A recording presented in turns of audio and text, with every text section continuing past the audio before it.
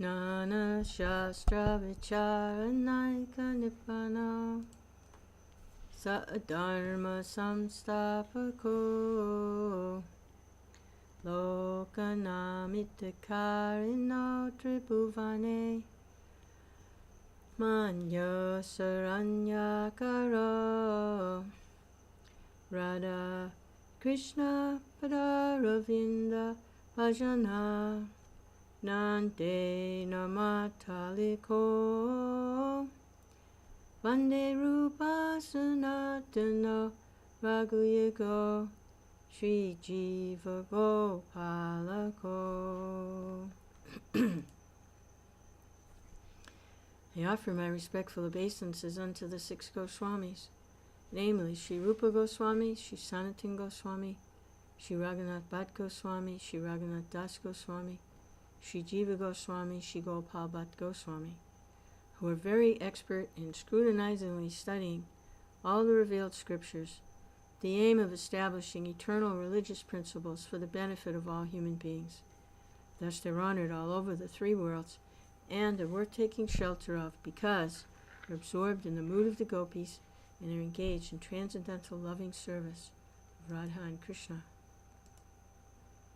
So this is chapter 12, Rupa Goswami's Bhakti-rasa Sindhu, presented as a summary study entitled Nectar of Devotion by His Divine Grace A.C. Bhaktivedanta Swami Prabhupada, founder Acharya of the International Society for Krishna Consciousness.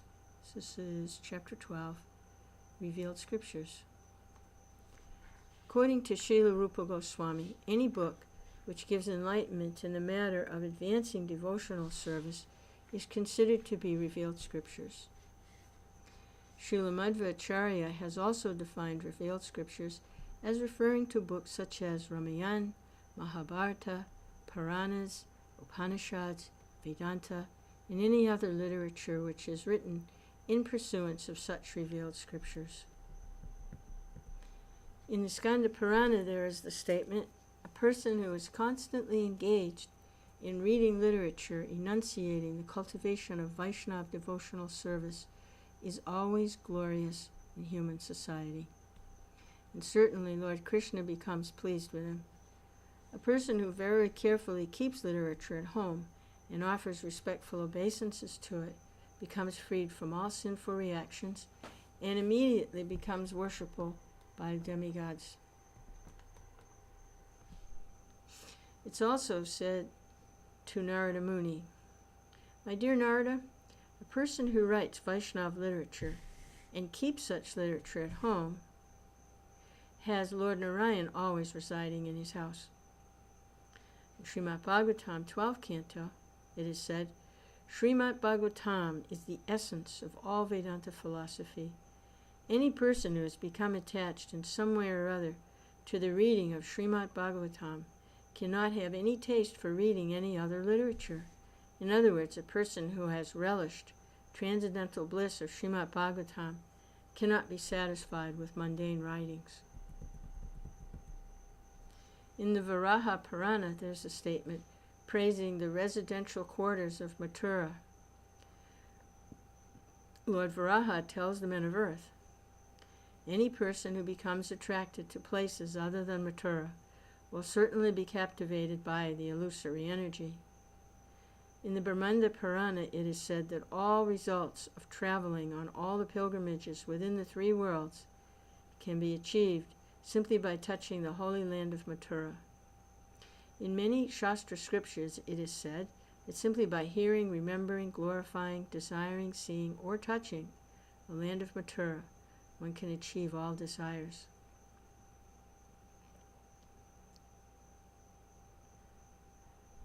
In the Padma Purana, there's a nice statement praising the service of the Vaishnavas, or devotees. In that scripture, Lord Shiva tells Parvati, my dear Parvati, there are different methods of worship, and out of all such methods, the worship of the Supreme Person is considered to be the highest. But even higher than the worship of the Lord is the worship of the Lord's devotees. A similar statement is in the 3rd canto of Bhagavatam. Let me now become a sincere servant of the devotees, because by serving them, one can achieve unalloyed devotional service unto the lotus feet of the Lord. The service of devotees diminishes all miserable material conditions and develops within one a deep devotional love for the Supreme Personality of Godhead.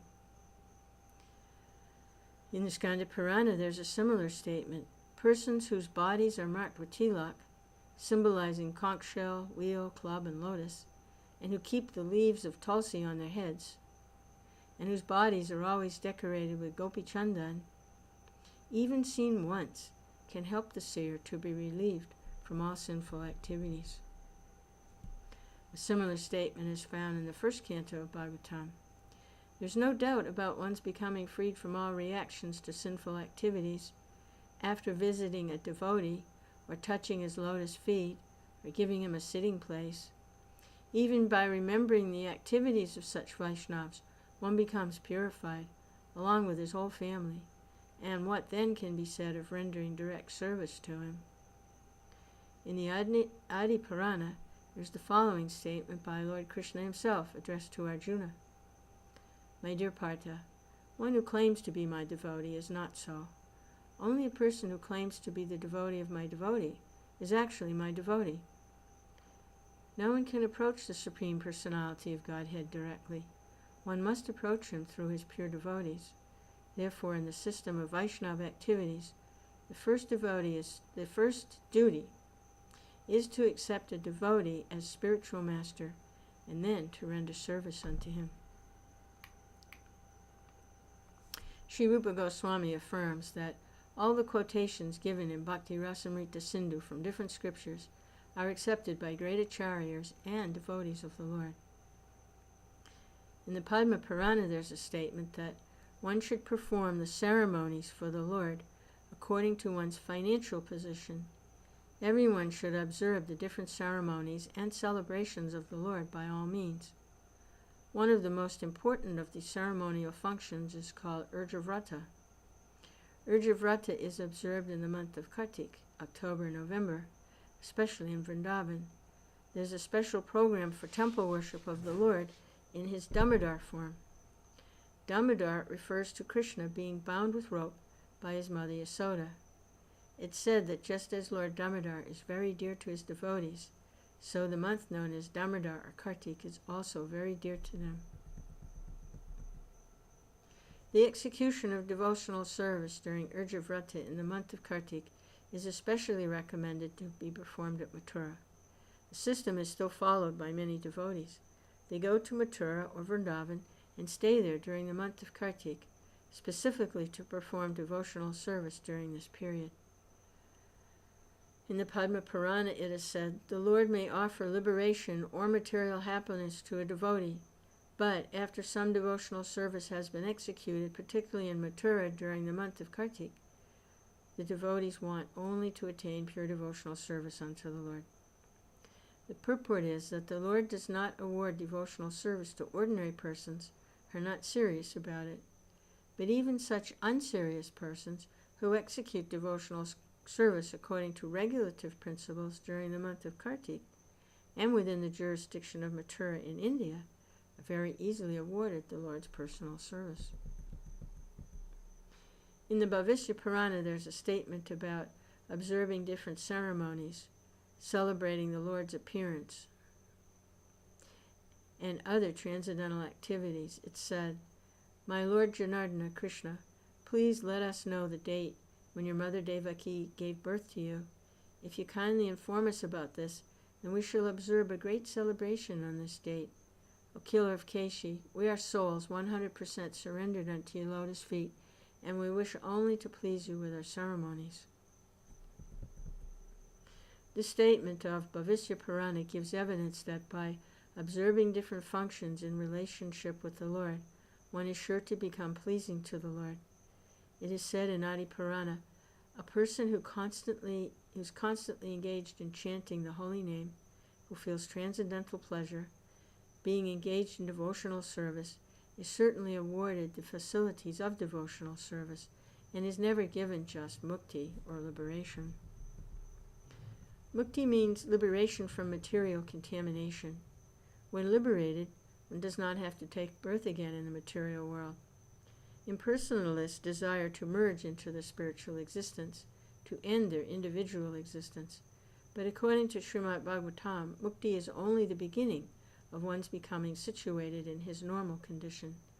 The normal condition of every living entity is to be engaged in the devotional service of the Lord. From the statement of the Adi Purana, it appears that a devotee is satisfied simply with being engaged in devotional service. He does not aspire for any liberation from material conditional life. In other words, anyone who's engaged in devotional service is not in the material condition of life, although he may appear so. In Srimad Bhagavatam is the desire tree of Vedic wisdom. Veda itself means the aggregate of knowledge, and whatever knowledge is required for human society is perfectly presented in Srimad Bhagavatam. There are different branches of knowledge in the Vedic writings, including sociology, politics, medicine, and military art. All these and other branches of knowledge are perfectly described in the Vedas. So, as far as spiritual knowledge is concerned, that is also perfectly described there. And Srimad Bhagavatam is considered to be the ripened fruit of this desire-fulfilling tree of the Vedas. A tree is honored by the production of its fruits. For example, a mango tree is considered very valuable because it produces the king of all fruits, the mango. When the mango fruit becomes ripened, it's the greatest gift of that tree. And Srimad Bhagavatam is similarly held to be the ripened fruit of the Vedic tree.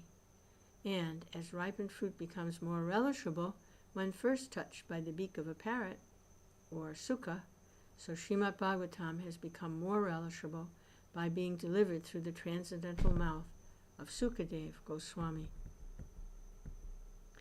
Srimad Bhagavatam should be received in disciplic succession without any breakage.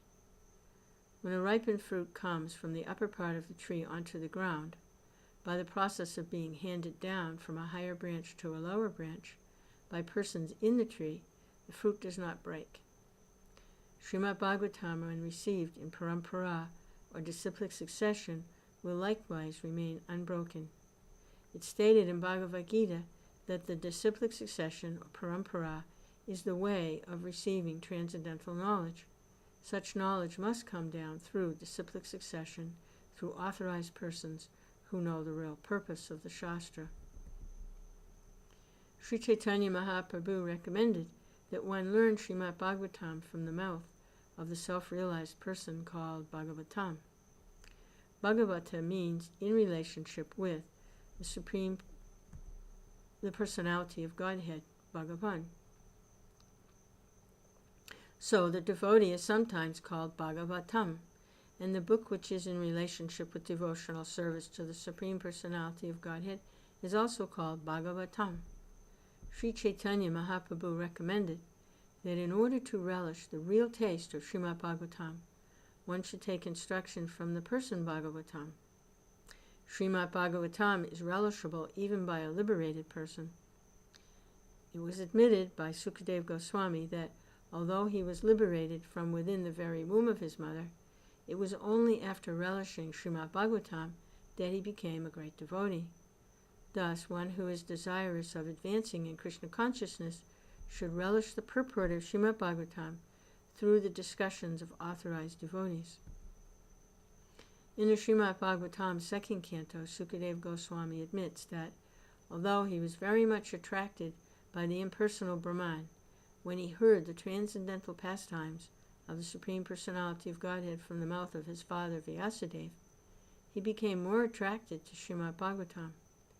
The idea is that Vyasadeva was also a self-realized soul, and his mature contribution of transcendental knowledge was delivered directly to Sukadeva Goswami in the manner indicated. The importance of discussing Srimad Bhagavatam in the society of pure devotees is explained by Shaunaka Muni during the meeting at Naimisharanya in the presence of Sutta Goswami. Sutta Goswami confirmed that if someone is fortunate enough to associate with a pure devotee of the Lord, even for a moment, that particular moment is so valuable that even those pious activities which can promote one to the heavenly planets or give liberation from material miseries cannot compare with it. In other words, those who are attached to Srimad Bhagavatam do not care for any kind of benefit derived from elevation to the higher planetary kingdoms, or for the liberation which is conceived of by the impersonalists. As such, the association of pure devotees is so transcendentally valuable that no kind of material happiness can compare with it. In the Hari Bhakti Sudadaya, there is a conversation between Prahlad Maharaj and his father, Hiranyakasipu, in which Hiranyakasipu addresses Prahlad in this way: "My dear son, association is very important. It acts just like a crystal stone which will reflect anything which is put before it." Similarly, if we associate with flower-like devotees of the Lord, and if our hearts are crystal clear, then certainly the same action will be there. Another example given in this connection is that if a man is potent and a woman is not diseased, then by the conjugation there will be conception. In the same way, if the recipient of spiritual knowledge and the deliverer of spiritual knowledge are sincere and bona fide, there will be good results.